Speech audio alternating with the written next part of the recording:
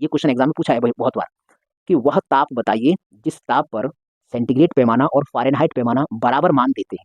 ये भिन्न-भिन्न ताप मापे हैं, ये कितने-कितने ताप मापते हैं वो हमें याद रहे, ये डेटा हमको याद रहे। लेकिन अगर कील को गर्म करके अगर इसके ऊपर लगाऊँगा तो इसका आकार में थोड़ी वृद्धि हो जाएगी, लेकिन जैसे ठंडी होगी वो तुरंत उसको फिर पानी में भी डाल देता है कि ठंडी हो जाए। जब ठंडी होगी तो थोड़ी सिकुड़ेगी तो और उसको जकड़ लेगी। उसने साइंस नहीं पढ़ी है लेकिन वो भी साइंस का इस्तेमाल करता है। अल्फा, बीटा, गामा के बीच में अनुपात बताएँ। सर अल्फा अनुपात बीटा अनुपात गामा। अगर हम इनकी बात करें तो सर इनका अनुपात होता है 1:2:3। Hi everyone, let's crack one day exams Hindi में मैं प्रदीप आपका स्वागत करता हूं। Welcome to the study 24.7।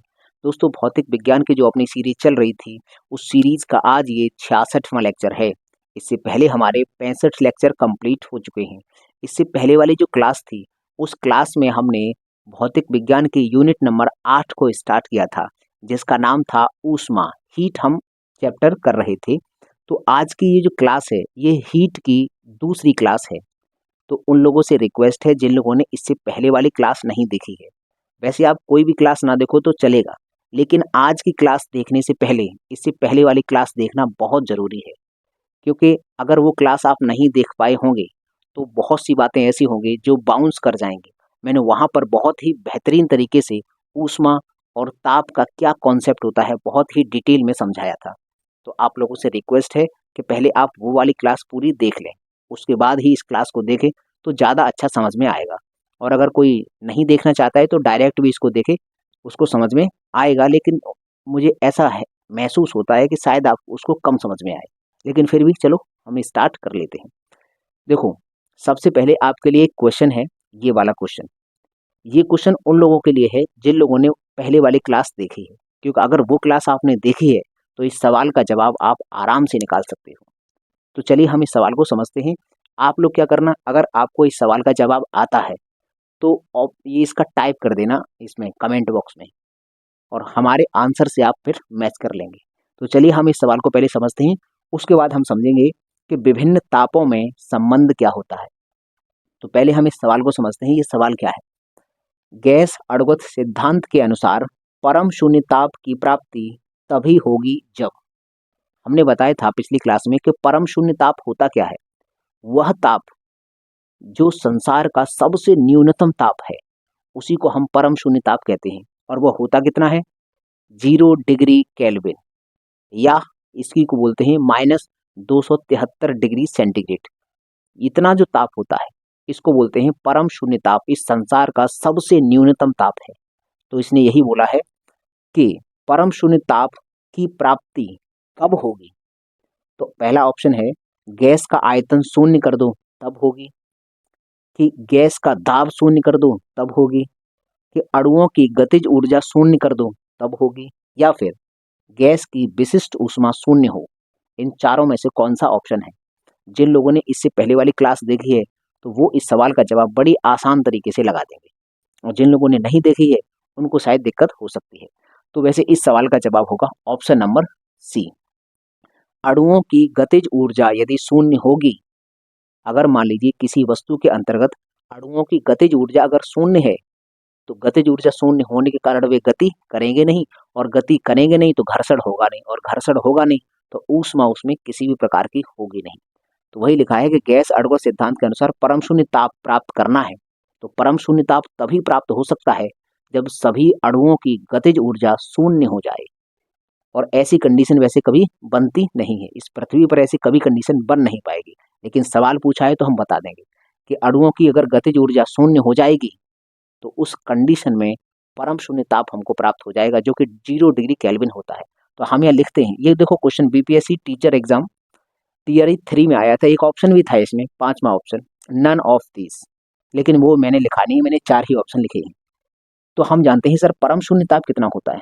परम शून्य शून्य ताप ये कितना होता है? तो ये होता है 0 डिग्री केल्विन, या -273 डिग्री सेंटीग्रेड। ये जो है ये इस संसार का सबसे न्यूनतम ताप है। तो देखो, अगर हम इतना टेम्परेचर कर देते हैं तो इतने टेम्परेचर पर जो हवा है ना, हवा हमारे चारों तरफ जो भी वातावरण है उसमें हवा मौजूद है, हवा भी सॉलिड की तरह काम करना प्रारंभ कर देती है।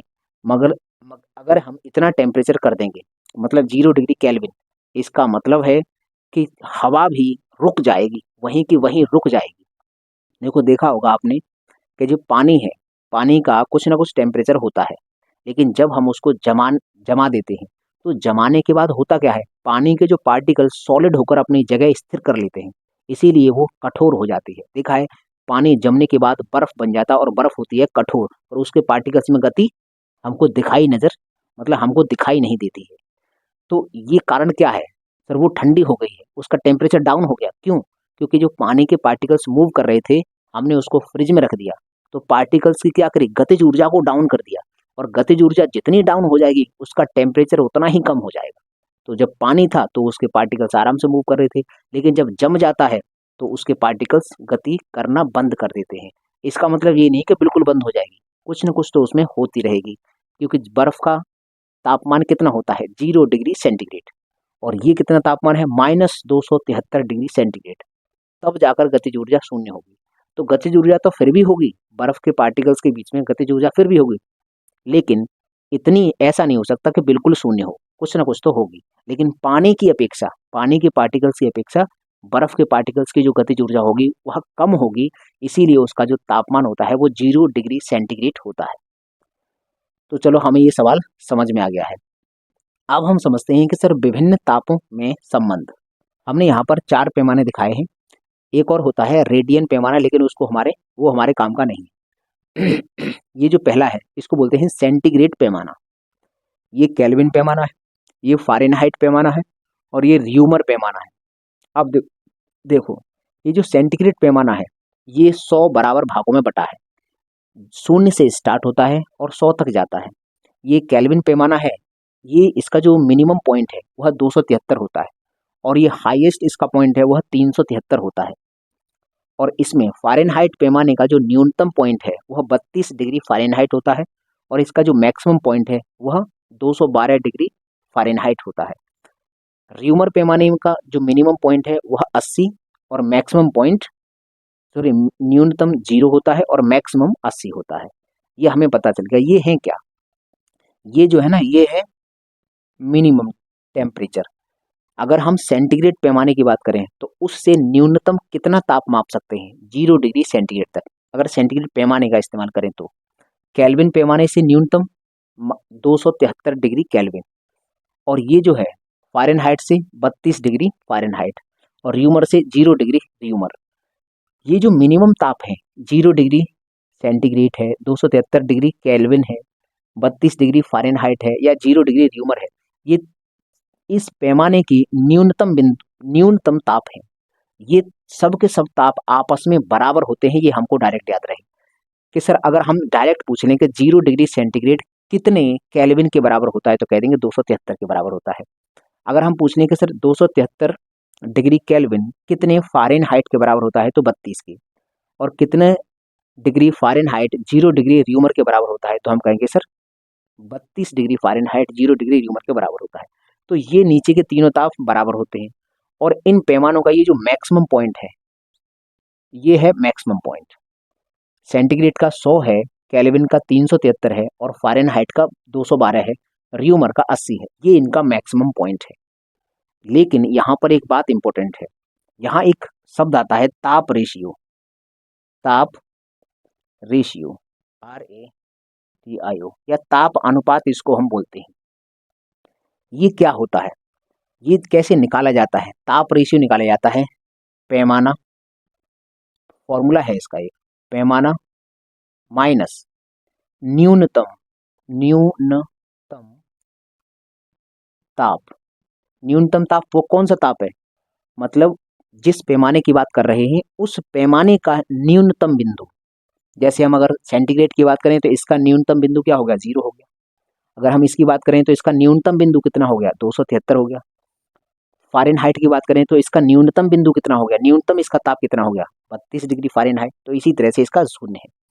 ये हो गया पैमाना माइनस न्यूनतम ताप अपॉन मैक्सिमम। इन मतलब ये जो पैमाना है ना, पैमाना कितने भागों में विभक्त है, तो हम यहाँ से बोल सकते हैं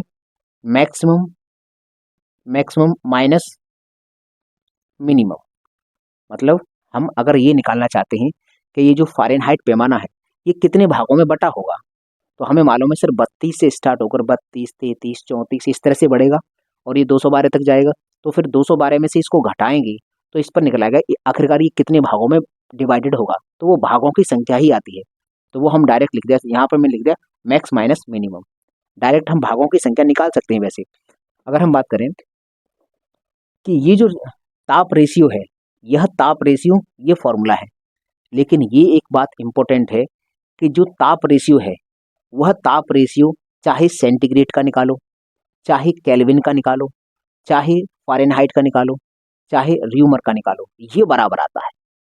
ताप रेशियो हर एक टेम्परेचर, ये जो टेम्परेचर के 4 प्रकार हैं, हर एक टेम्परेचर पर ताप रेशियो फिक्स रहता है। तो हम यहाँ लिख देंगे कि ताप, नोट पॉइंट में लिखेंगे इस बात को, नोट पॉइंट, ताप रेशियो, ताप रेशियो सभी सभी पैमानों पैमानों पर समान रहता है, समान रहता है। ये बात हम याद रखेंगे। अगर ये समान है सर, ये जो रेशियो है इसका निकालो चाहे इसका निकालो, चाहे इसका निकालो चाहे इसका निकालो, सब बराबर है। तो जरा हम निकाल कर चेक करते हैं आखिरकार कितना आएगा। तो सबसे पहले हम जानते हैं पैमाना, ये रखा है पैमाना। पैमाने का मतलब है ये कौन से पैमाने का इस्तेमाल कर रहे हो। सेंटीग्रेड है तो सी रख लेना, केल्विन है तो के रख लेना, फ़ारेनहाइट है तो एफ रख लेंगे, र्यूमर है तो आर रख लेंगे। तो सबसे पहले रखते हैं पैमाना। तो पैमाना यहाँ पर सेंटीग्रेड की बात करते हैं तो सी, सी माइनस न्यूनतम ताप, सी से न्यूनतम ताप कितना मापते हैं 0, तो यहाँ से रखेंगे 0 अपॉन सी पर कितने भाग हैं, ये कितने भाग हैं, तो सर 100 में से जब 0 घटाएंगे तो सर 100 ही आएगा। तो हम यहाँ रख लेंगे 100 बराबर, ये बराबर होगा किसके बराबर होगा। अब हम केल्विन की बात करते हैं। तो सर केल्विन पैमाने की बात कर रहे हैं तो यहाँ रखेंगे के माइनस, के माइनस मिनिमम, मिनिमम कितना है 273, तो यहाँ रखेंगे 273 अपॉन इसके कितने खाने होंगे। सर अगर इसके खानों की संख्या बात करते हैं सर ये 373 है, ये 273 है, तो सर 100 खाने होंगे बराबर बराबर, 100 भाग हो गए इसके, फिर बराबर। अगर हम बात करते हैं सर फ़ारेनहाइट की तो यहाँ रखते हैं सर एफ माइनस, माइनस इसका न्यूनतम वाला, न्यूनतम कितना है 32, तो यहाँ रखेंगे 32 बट्टे। अब हम इस पर खानों की संख्या निकालेंगे। तो सर 212 में से जब 32 घटेगा तो 180 आएगा, इसका मतलब 180 बराबर ये भागों में ये डिवाइडेड होगा। और र्यूमर की बात करते हैं तो यहाँ रखते हैं आर माइनस का 0 क्योंकि ये 0 है, और अपॉन में इसका अंतर निकालेंगे तो 80 में से 0 घटेगा तो 80 ही आएगा। इसको थोड़ा सा सॉल्व कर दो, इसको अब हम सॉल्व करते हैं। तो देखो सी में से 0 गया तो केवल सी बचेगा, सी बट्टे 100 बराबर। अब हम बात करते हैं इस केल्विन की। तो हम जानते हैं सर केल्विन है ये केल्विन, ये के माइनस 273 बट्टे 100 आएगा, ये आ चुका है बराबर। अब हम बात करते हैं फ़ारेनहाइट की। तो फ़ारेनहाइट क्या होगा, ये होगा एफ माइनस 32 बट्टे 180, और लास्ट में हम बात करेंगे र्यूमर पैमाने की। तो ये बराबर हो जाएगा आर, क्योंकि 0 घटाएंगे तो कोई मतलब नहीं है, आर बट्टे 80। ये हमारे पास एक रिलेशन निकल के आया है, क्योंकि ये ताप रेशियो थे वो सब बराबर होते थे, तो ये हमारे सामने एक रिलेशन है। अगर हमारे पास कोई एक ताप दे रखा है, मान लो सेंटीग्रेड में दिया है और हमको चाहिए केल्विन में, तो इन दोनों वैल्यू को हम बराबर कर देंगे। अगर हमको केल्विन में ताप दिया है और हम निकालना चाहते हैं र्यूमर में, तो सर इस वाली वैल्यू को और इस वाली वैल्यू को बराबर रख देंगे, यहाँ से निकाल लेंगे। अगर बाई चांस ऐसा पूछा कि सर फ़ारेनहाइट में और सेंटीग्रेड में हम रिलेशन निकालना चाहते हैं, मतलब डिग्री सेंटीग्रेड में आपको ताप हम दे रहे हैं और हम पूछ रहे हैं कि फ़ारेनहाइट में कितना होगा, तो इस वाली वैल्यू को और इस वाली वैल्यू को दोनों को बराबर रख लेंगे। वैसे अगर यहाँ देखा जाएगा, अगर तुम इसको छोटा करना चाहते हो तो एक काम कर सकते हैं, जैसे यहाँ पर 0 है, इस 0 को काट सकते हैं, यहाँ पर भी काट सकते हैं, यहाँ पर भी काट सकते हैं और यहाँ पर भी काट सकते हैं। ये थोड़ा सा मिनिमम हो गया, तो सी बट्टे 10 हो जाएगा, ये के माइनस 273 बट्टे 10 हो जाएगा, यहाँ से एफ माइनस 32 बट्टे 18 हो जाएगा और आर बट्टे 8 हो जाएगा। अगर तुम चाहो तो इसको भी छोटा और कर सकते हो, 2 से काट कर, इसको 2 से काटेंगे 5 आएगा, फिर यहाँ 5 आएगा, यहाँ 9 आएगा, यहाँ 4 आएगा, लेकिन तुम्हें इतना ही लिखा रहने दो। तो हमें यहाँ से समझ में आ गया कि सर ये जो पैमाने हैं उनमें तापों का ये वाला अंतर चलता है, तो ये हमें समझ में आ गया। अब हम यहाँ से एक क्वेश्चन आपको देते हैं। एक क्वेश्चन है तुम्हारे लिए, इस सवाल को हमें निकाल के बताओ कि -40 डिग्री सेंटीग्रेड को फ़ारेनहाइट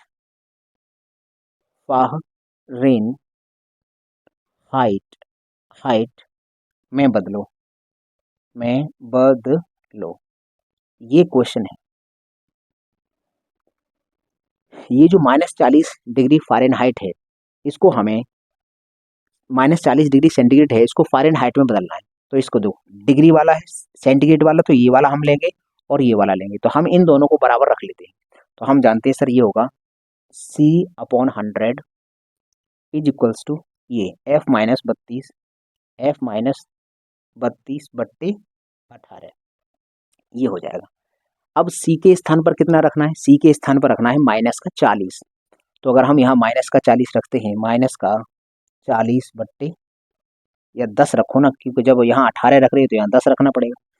अगर हमने यहाँ 18 लिया है, 0 काट दिए, तो फिर यहाँ 10 लेंगे ना, तो 10 ले लिया हमने, यहाँ पर आ गया 10 बराबर F-32 बट्टे 18।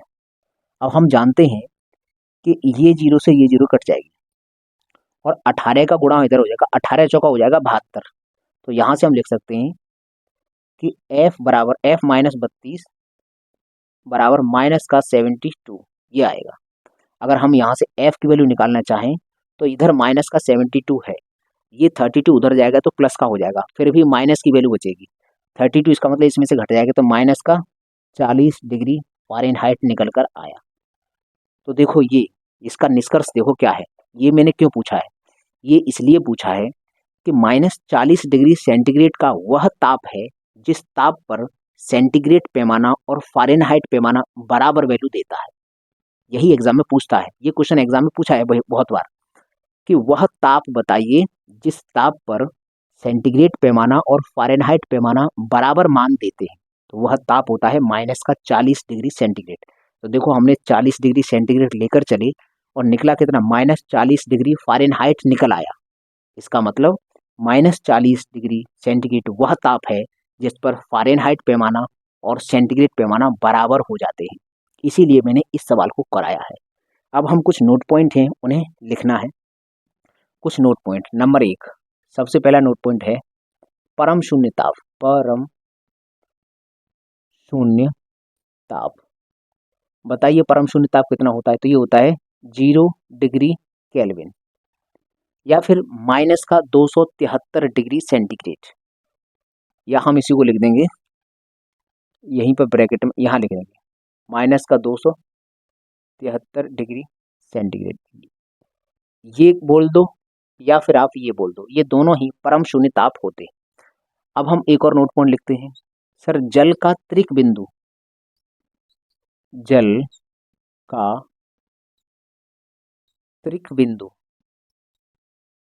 ये बिंदु कितना होता है? तो ये होता है 0.16 डिग्री सेंटीग्रेड, या देखना 0.16 डिग्री सेंटीग्रेड या 273.16 डिग्री सेंटीग्रेड, ये याद रखना। ये तुम कहोगे सर ये होता क्या है? जल का त्रिक बिंदु है, इसका क्या मतलब है? त्रिक बिंदु का मतलब है ट्रिपल पॉइंट ऑफ वाटर, इसको बोलते हैं। इसका मतलब है कि सर ये वो ताप है जिस ताप पर पानी तीनों अवस्थाओं में मिलता है, सॉलिड, लिक्विड और गैस। पानी का ये वाला जो टेम्परेचर है, इस टेम्परेचर पर पानी बर्फ की फॉर्म में भी मिल जाएगा, पानी की फॉर्म में लिक्विड में भी मिल जाएगा और गैस की फॉर्म में भी मिल जाता है। तो तीनों फॉर्म में पानी इस ताप पर मिल जाता है, इसीलिए इस वाले ताप को जल का त्रिक बिंदु कहा जाता है। तो ये हमें समझ में आ गया। अगला है सर नोट पॉइंट डॉक्टरी थर्मामीटर। डॉक्टरी थर्मामीटर, थर्मामीटर, ये जो डॉक्टरी थर्मामीटर होता है वह कितने डिग्री से कितने डिग्री तक ताप मापता है? तो हम कहेंगे सर ये होता है 96 डिग्री फ़ारेनहाइट से 110 डिग्री फ़ारेनहाइट तक के ताप मापता है। अब इसका मतलब ये है इसकी 14 रेंज होती है। डॉक्टरी थर्मामीटर से मिनिमम, ये है मिनिमम ताप, मिनिमम टेम्परेचर, और ये इसका मैक्स टेम्परेचर है, मैक्स TEMP। ये हमें पता चल गया कि डॉक्टरी थर्मामीटर है तो सर उससे इतना न्यूनतम ताप मापते हैं और इतना मैक्सिमम मापते हैं, और वह ताप किस में मापता है? फ़ारेनहाइट में मापता है। तो इतना हमें समझ में आया। अगला हम बात करते हैं सर, मानव शरीर का ताप कितना होता है? मानव मानव शरीर शरीर का ताप, तो वो तो हमें पता है सर, अप्रॉक्सीमेटली 37 डिग्री सेंटीग्रेड होता है। लेकिन हमें इसकी वैल्यू फ़ारेनहाइट में भी याद करनी होगी। 96 98.6 98.6 डिग्री फ़ारेनहाइट, ये याद रखना। ये मानव शरीर का ताप है, इसलिए हमको इसको याद करना है कि सर ये शरीर का 37 डिग्री के करीब हमारा टेम्परेचर होता है। फ़ारेनहाइट की बात करेंगे तो 98.6 डिग्री फ़ारेनहाइट होता है। तो अब हमें, चलो हम अभी इससे आगे का समझते हैं। पहले आप एक काम करिए, इसका लीजिए स्क्रीनशॉट, उसके बाद हम इससे भी आगे समझते हैं। तो चलिए अब हम विभिन्न तापमापी समझ लेते हैं कि सर भिन्न भिन्न तापमापी से कितना कितना हम ताप माप सकते हैं। तो यहाँ पर हमने सबसे पहले लिखा है द्रव तापमापी। ये जो द्रव तापमापी है, इसमें हम द्रव के रूप में मरकरी का इस्तेमाल करते हैं, और कहीं कहीं हम एल्कोहल का भी इस्तेमाल करते हैं। तो देखा होगा तुमने कि सर एल्कोहल बहुत ठंड वाला जो क्षेत्र होता है, बहुत सर्दी वाला जो क्षेत्र होता है, जहाँ सब कुछ जम जाता है, वहाँ देखा होगा लोग अल्कोहल पीते हुए नजर आ जाएंगे। क्यों? क्योंकि जो अल्कोहल का जो फ्रीजिंग पॉइंट है वह बहुत ही हाई होता है। इसका मतलब अल्कोहल वहाँ जमता नहीं है। इसीलिए जो द्रव तापमापी है उसमें हम दो तरह के लिक्विड इस्तेमाल कर सकते हैं। या तो हम अल्कोहल का इस्तेमाल करेंगे या फिर हम मरकरी का इस्तेमाल करेंगे। मरकरी का इस्तेमाल इसमें ज़्यादातर होता है। तो हम यहाँ बात कर सकते हैं, सर जो द्रव तापमापी है इसमें इस्तेमाल किसका हो सकता है? तो हम पहले नंबर पर इस्तेमाल करेंगे मरकरी। इसको बोलते हैं Hg मरकरी। मरकरी, या तो हम मरकरी का इस्तेमाल करेंगे या फिर हम इस्तेमाल करते हैं एल्कोहल का। एल्को एल्कोहल एल्कोहल बोलते हैं, एल्कोहल। अगर हमारे पास कोई द्रव तापमापी है तो हम उसमें या तो मरकरी का इस्तेमाल करेंगे या फिर एल्कोहल का ताप इस्तेमाल करेंगे। एल्कोहल का तुम्हें नहीं दिखाई देगा, लेकिन मरकरी वाला दिखाई देगा। देखा होगा डॉक्टरी थर्मामीटर होता है, उसमें भी तो मरकरी भरा रहता है। तो मरकरी वाला थर्मामीटर आपने देखा होगा। ये जो एल्कोहल तापमापी है, इनसे कितना डिग्री सेंटीग्रेड तक का ताप माप सकते हैं? तो हम कहेंगे सर इससे 357 357 डिग्री सेंटीग्रेड तक का ताप मापा जा सकता है।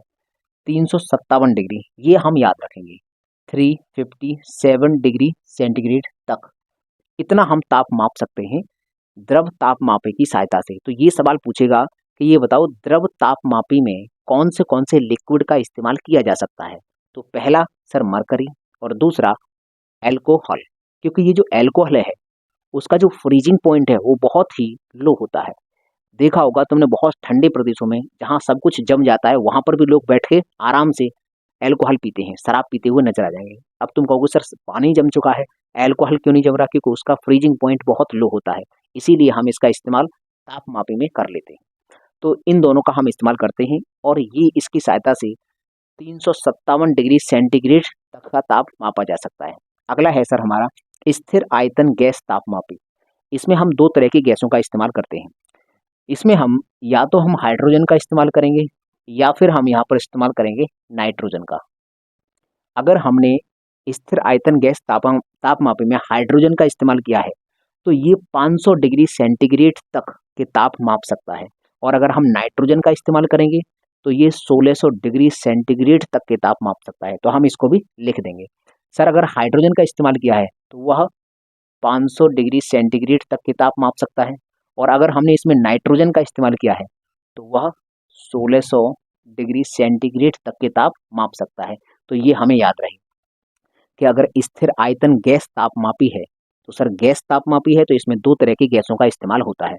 सवाल ऐसे पूछा जाएगा कि स्थिर आयतन गैस तापमापी में निम्न में से कौन सी गैस का इस्तेमाल किया जा सकता है। तो 4 गैस देगा, 4 में से इनमें से एक गैस देगा। और ऐसे पूछ सकता है, देखो या तो हाइड्रोजन देगा तो इसके साथ 3 अलग गैसें देगा, या फिर नाइट्रोजन देगा तो इसके साथ कुछ अलग देगा। या एक सवाल ऐसे पूछ सकता है कि अगर हमारे पास स्थिर आयतन गैस तापमापी है, वो भी नाइट्रोजन वाला है, तो बताइए इससे कितना अधिकतम ताप मापा जा सकता है। तो सर नाइट्रोजन वाला है तो 1600 डिग्री सेंटीग्रेड तक का ताप हम माप सकते हैं, और हाइड्रोजन वाला है तो इससे 500 डिग्री सेंटीग्रेड तक का ताप मापा जा सकता है। अब हम बात करते हैं सर प्लेटिनम प्रतिरोध तापमापी।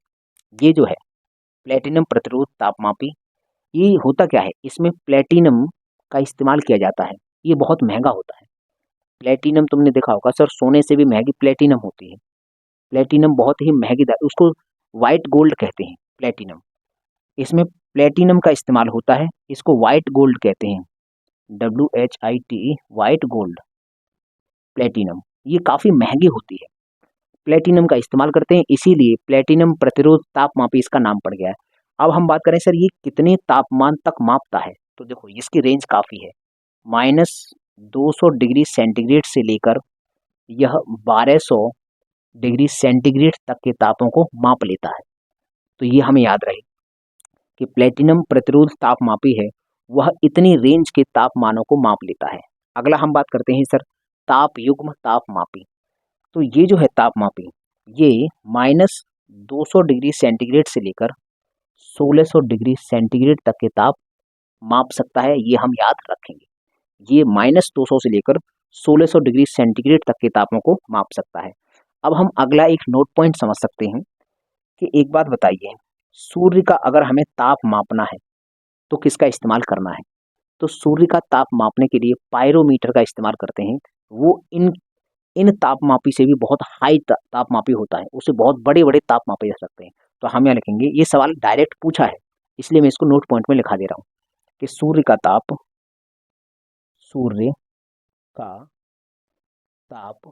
मापा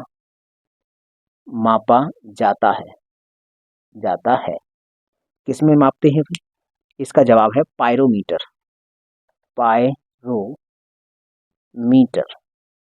पायरोमीटर ये हम याद रखेंगे। पायरोमीटर की सहायता से सूर्य का ताप हम माप लेते हैं। अब हम यहाँ से एक बात समझेंगे, ये हमें समझ में आ गया कि सर ये भिन्न भिन्न तापमापी हैं, ये कितने कितने ताप मापते हैं वो हमें याद रहे, ये डेटा हमको याद रहे। अब इसके बाद हम एक हेडिंग नोट करेंगे, ऊष्मीय प्रसार। ऊष्मीय प्रसार क्या होता है, ये हम हेडिंग नोट करेंगे अगली। देखो ये होता क्या है, अगर हमने किसी वस्तु को ऊष्मा दी तो वह होता क्या है कि अगर हम किसी को ऊष्मा दे रहे हैं तो उसके जो पार्टिकल होंगे वह ऊष्मा लेकर अपनी गतिज ऊर्जा को बढ़ा लेते हैं, और जब गतिज ऊर्जा बढ़ जाएगी तो सर उसमें उनकी गति बहुत हाई होगी, तो वो अपने आकार को थोड़ा सा बढ़ा लेंगे। जब हाई गति हो जाएगी उनकी तो आपस में बहुत तीव्र गति से टकराएंगे, तो टकराने के कारण होगा क्या कि वह अपने आकार में थोड़ा सा वृद्धि कर लेंगे। तो यही कारण है कि ऊष्मीय प्रसार होता क्या है, ऊष्मा के कारण अगर किसी धातु में या किसी भी वस्तु, ज़्यादातर धातु ही होता है, ऊष्मा के कारण धातुओं में कुछ प्रसार होता है, धातुएं कुछ बढ़ती हैं, इसी क्रिया को ऊष्मीय प्रसार कहते हैं। जैसे एग्जाम्पल के तौर पे आपने देखा होगा कि जो लकड़ी के पहिए होते हैं, लकड़ियों के पहिए के ऊपर लोहे की पट्टी चढ़ाई जाती है, उसको बोलते हैं हाल। लकड़ी के जो पहिए होते थे, पहले बैलगाड़ी होती थी उसमें लकड़ी के पहिए होते थे, तो उन लकड़ी के पहियों पर लोहे की हाल लगाई जाती थी। तो उसको लगाने से पहले क्या करते थे, उसको गर्म करते थे। जब उसको गर्म करते थे तो उसका आकार थोड़ा सा बढ़ जाता होगा, क्योंकि ऊष्मीय प्रसार के कारण आकार बढ़ जाएगा। फिर हम उसको पहिए के ऊपर लगा देते थे, और जब वो ठंडा होगा तो आकार थोड़ा वो सिकुड़ने का प्रयास करेगा, तो आराम से पहियों को जकड़ लेता था। तो ये होता था बैलगाड़ी के जो पहियों में हाल लगाई जाती थी, उसके पीछे भी यही वाला ऊष्मीय प्रसार का कॉन्सेप्ट। बेशक उस व्यक्ति ने साइंस नहीं पढ़ी थी, लेकिन उसको भी पता था कि अगर इसको हाल को गर्म कर दूंगा तो इसका थोड़ा सा विस्तार हो जाएगा, और जब ये ठंडी होगी तो सिकुड़ेगी। तो लेकिन मैं गर्म करके चढ़ा दूंगा तो ठंडी होने पर जब सिकुड़ेगी तो पहियों को बहुत अच्छी तरह से वो जकड़ लेगी। तो ये भी हमें समझ में आया होगा। तो पहले हम ये लिख देते हैं कि आखिरकार ये ऊष्मीय प्रसार है क्या। तो हम यहाँ लिखेंगे, ऊष्मा के ऊष्मा के द्वारा द्वारा किसी किसी धातु किसी धातु में विस्तार विस्तार या प्रसार प्रसार हो जाता है जिसे ऊष्मीय प्रसार कहते हैं। ऊष्मीय प्रसार कहते हैं। ऊष्मीय प्रसार हमें समझ में आ गया।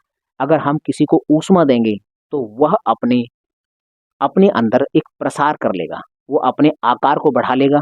थोड़ा सा आकार, थोड़ा सा ही सही, लेकिन बढ़ाएगा जरूर, अपने आकार में थोड़ा सा परिवर्तन कर लेगा। अब देखो, यही कारण होता है कि जब रेल की पटरियां बिछाई जाती हैं तो दो पटरियों के बीच में थोड़ी सी जगह छोड़ दी जाती है। वो इसलिए छोड़ी जाती है ताकि जब गर्मी के मौसम में जब इसको ऊष्मा मिलेगी तो ऊष्मा मिलने के बाद ये इनका थोड़ा सा प्रसार होगा। तो प्रसार होने के लिए इनको थोड़ी सी जगह चाहिए। अगर हम बिल्कुल सटाकर लगा देंगे तो जब ऊष्मीय प्रसार होगा तो पटरियां टेढ़ी हो सकती हैं, और अगर पटरी टेढ़ी हो गई तो ट्रेन पलट सकती है और बहुत से लोगों की मौत भी हो सकती है। इसीलिए दो पटरियों के बीच में थोड़ी सी जगह बनाकर चलते हैं, क्योंकि वहां पर भी लोगों को पता है कि ऊष्मीय प्रसार के चलते ये थोड़ी सी अपनी आकार में वृद्धि करेगा, तो कहीं दुर्घटना ना हो जाए, इसलिए बचने के लिए थोड़ी सी जगह बना दो। तो हम यहाँ पे इसके एग्जाम्पल लिख सकते हैं कि दो पटरियों पटरियों के बीच थोड़ी सी जगह छोड़ी जाती है। और लिख दिया हमने क्यों। तो इस क्यों का जवाब जानते हो। अब तुम्हारे माइंड में आएगा कि सर दो पटरियां वैसे भी अलग अलग होती हैं, उनके बीच में तो काफी जगह छोड़ते हैं। अरे भाई साहब, मैं जॉइंट की बात कर रहा हूँ। कैसे? तुम कहोगे सर एक पटरी ये है, एक पटरी ये है, इनके बीच में तो वैसे भी जगह है। मैं इनकी बात नहीं कर रहा हूँ, मैं बात कर रहा हूँ जो पटरी आती है उसके जो गाटर होते हैं, वह एक गाटर ऐसा तो नहीं कि 4-5 किलोमीटर लंबा एक गाटर है। भाई गाटर का एक फिक्स लंबाई होती है। तो मान लीजिए एक गाटर यहाँ पर खत्म हुआ तो यहाँ से दूसरा स्टार्ट होगा। यहाँ पर एक गाटर है, यहाँ तक आया है, वो यहाँ से दूसरा स्टार्ट होगा, तो यहाँ पर जॉइंट लगाएंगे। तो यहाँ पर जो जॉइंट लगाएंगे, जॉइंट के दौरान यहाँ बीच में इनकी थोड़ी सी जगह छोड़ देंगे, यहाँ से बीच में जगह छोड़ेंगे थोड़ी सी। तो ऐसे हम बता रहे हैं। किसी किसी के बेचारे के माइंड में आएगा कि सर इनके बीच में जगह छोड़ रहे हैं। भाई ये पटरी अलग अलग है। हम ये कह रहे हैं कि इधर से हमने एक गाटर बिछाया है, ये वाला, अब फिर यहाँ से भी एक गाटर और इधर बिछाया जाएगा। तो जब हम दो गाटर इधर लगाएंगे तो इनके बीच में ये तो यहाँ जॉइंट बनेगा, यहाँ जॉइंट बनेगा। तो इस जॉइंट पर यहाँ थोड़ी सी जगह छोड़ेंगे, हम यहाँ छोड़ेंगे ताकि इनका प्रसार हो तो इस जगह को कवर कर लें। ऐसा तुम देखा होगा, और नहीं देखा है तो कहीं जाओ आप प्लेटफॉर्म पे जाके, तो वहां पर देखना जब दो गाटर आए होंगे इधर से ऐसे जुड़ेंगे तो बीच में थोड़ी सी जगह छोड़ देंगे ताकि जब इनका प्रसार हो तो उस जगह को कवर कर लें। अगर बिल्कुल सटाकर रख देंगे, बिल्कुल सटाकर लगाएंगे इस तरह से, एक गाटर ऐसे आया, एक गाटर बिल्कुल इस तरह से आया, सटाकर रख देंगे, तो हो सकता है ये टेढ़ी मेढ़ी हो जाए, दुर्घटना हो सकती है। तो जब भी दो गाटर लगाए जाते हैं तो थोड़ी सी बीच में जगह छोड़ देते हैं ताकि ऊष्मीय प्रसार के कारण ये कहीं दुर्घटना न करवा दे। इसीलिए एक और इसका एग्जाम्पल होता है कि लोहे की हाल। लोहे की हाल, हाल समझते हो? लोहे की पट्टी एक तरह से। वह हम बैलगाड़ी पहले आती थी तो उनके लकड़ी के जो पहिए होते थे उस पर लगाते थे। जिन लोगों ने देखा होगा वो इसको भली भांति समझ रहे होंगे। तो लोहे की हाल लगाने से पहले पहले उसे गर्म किया जाता है, गर्म किया जाता था। आज अब हमने था लगाया है, पता क्यों? क्योंकि आज तो बैलगाड़ियां है नहीं और कोई नहीं बैलगाड़ी बनाता है, इसलिए ये पहले के जमाने की बात है। और अगर आज कोई अगर बैलगाड़ी बनाएगा और अगर लकड़ी का पहिया बनाएगा तो उसके ऊपर हाल लगाएगा तब भी यही वाला कॉन्सेप्ट करेगा। तो अब कोई बैलगाड़ी बनाता नहीं है, अब तो सबके पास गाड़ी है, तो इसलिए मैंने यहाँ था लगा दिया है। ठीक है भाई, तो ये वाली बात है। अगला हम ऐसे भी एक और यहाँ पे बहुत सारे एग्जाम्पल हैं। एक एग्जाम्पल ये भी समझ सकते हैं कि जैसे लोलक घड़ी है। भाई लोलक घड़ी भी गर्मी के दिन में वो जो लोलक होता है ना उसकी लंबाई बढ़ा लेती है, और अगर लंबाई बढ़ जाएगी तो आवर्तकाल बढ़ जाता है, आवर्तकाल बढ़ जाता है तो घड़ी सुस्त पड़ जाती है। तो देखा होगा कि सर जो लोलक घड़ी है वह गर्मियों के दिन में सुस्त पड़ जाती है, वो क्यों पड़ रही है? उसके पीछे भी सर ये ऊष्मीय प्रसार ही कारण है। अब ऊष्मीय प्रसार है तो ऊष्मीय प्रसार भी 3 प्रकार का होता है। या तो वह किसी की लंबाई में वृद्धि करवा दे, तो इसको बोलते हैं रेखीय प्रसार, या फिर वो किसी के क्षेत्रफल में वृद्धि करवा दे, इसको बोलते हैं क्षेत्रीय प्रसार, या फिर वो किसी का आयतन बढ़वा दे, इसको बोलते हैं आयतन प्रसार। एक और एग्जांपल मैं बताता हूँ, जैसे लोहार के पास गए हम, तो कोई खुरपी वगैरह बनाता है, खुरपी है या फिर कोई फावड़ा है, उस पे आप बेंट, जिसको बोलते हैं बेंट या फिर बेंत बोलते हैं, उसमें लगवाने जाते हैं। तो वो क्या करता है, एक एक छोटी सी कील होती है, उसको गर्म करता है, और जब उसको फंसाने के बाद उसमें लपेटता है, तो उस कील को पहले गर्म कर लेगा, और गर्म करने के बाद फिर उसको लपेटेगा, और फिर उसको ठोंक के चारों तरफ से हथौड़े से ठोंक कर उसको लगा देगा, फिर फिक्स कर देगा। तो वो क्यों करता है? क्योंकि उसको, उसने साइंस कभी नहीं पढ़ी, उसने साइंस नहीं पढ़ी है, लेकिन वो भी जानता है कि अगर मैं इस कील को, ठंडी कील को इसके ऊपर लगाऊंगा तो ये ढीली रह जाएगी, लेकिन अगर कील को गर्म करके अगर इसके ऊपर लगाऊंगा तो इसका आकार में थोड़ी वृद्धि हो जाएगी, लेकिन जैसे ठंडी होगी वो तुरंत उसको फिर पानी में भी डाल देता है कि ठंडी हो जाए, तो ठंडी होगी तो थोड़ी सिकुड़ेगी, तो और उसको जकड़ लेगी। उसने साइंस नहीं पढ़ी है, लेकिन वो भी साइंस का इस्तेमाल करता है।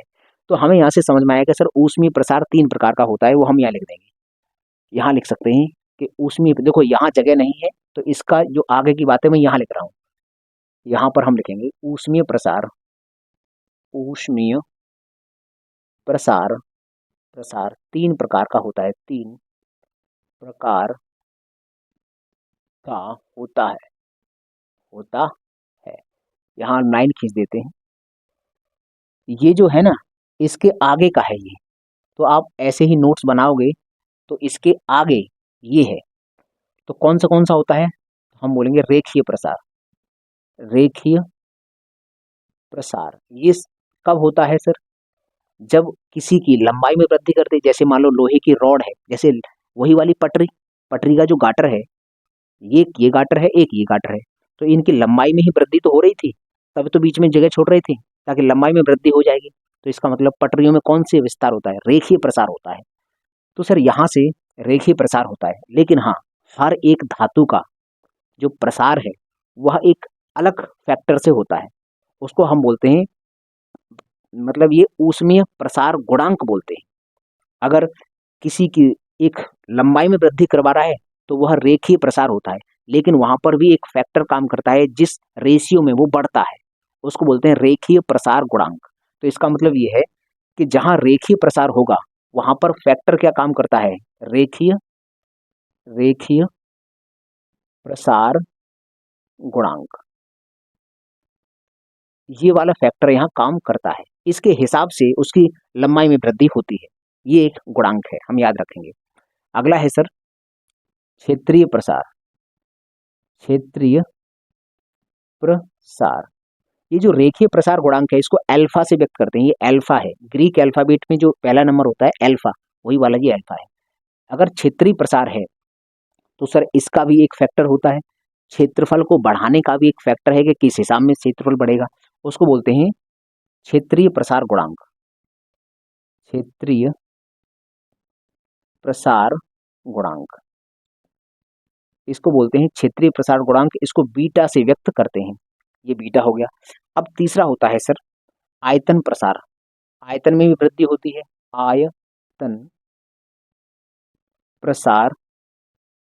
अगर आयतन में वृद्धि हो रही है तो उसका भी एक फैक्टर होता है कि सर आयतन किस हिसाब में बढ़ेगा, तो हम उसको लिख देंगे सर यहाँ पर आयतन प्रसार गुणांक। आयतन प्रसार गुणांक, इस फैक्टर के हिसाब से आयतन बढ़ेगा और उसको हम बोलते हैं गामा। लेकिन हमने यहाँ पर 3 फैक्टर देखे। लंबाई को जो बढ़ाता है वह कौन बढ़ाता है?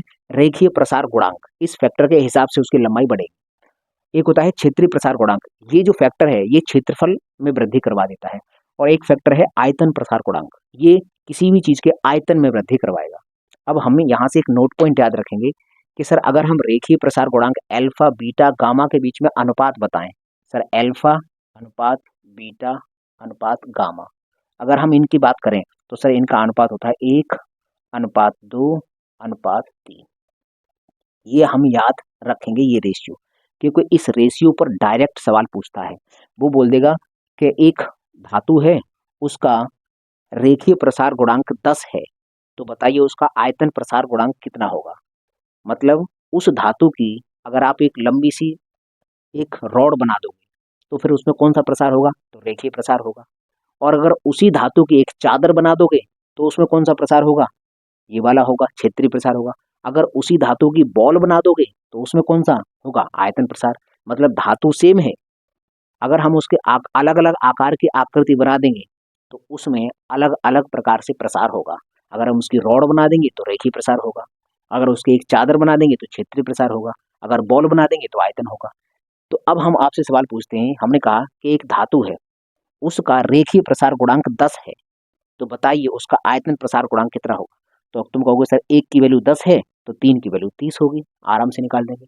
अगर ऐसे सवाल बोलेगा कि एक धातु है, उसका क्षेत्रीय प्रसार गुणांक मान लो 50 है, तो बताइए उसका ये वाला आयतन प्रसार गुणांक कितना होगा। तो सर 2 की वैल्यू अगर 50 है तो फिर 1 की वैल्यू 25 आएगी, और 3 की वैल्यू निकालनी है तो 75 आएगा। इसका मतलब ये जो रेशियो है, इस रेशियो को कई बार ऐसे पूछता है, जैसे मान लो अल्फा आपका पहले नंबर पर दिया और बीच में रख दिया गामा और यहाँ कर दिया बीटा, पूछेगा इनका अनुपात बताओ। और जल्दबाजी में हम क्या करते हैं, 1 2 3 देखा नहीं, को उत्तर लगाया नहीं।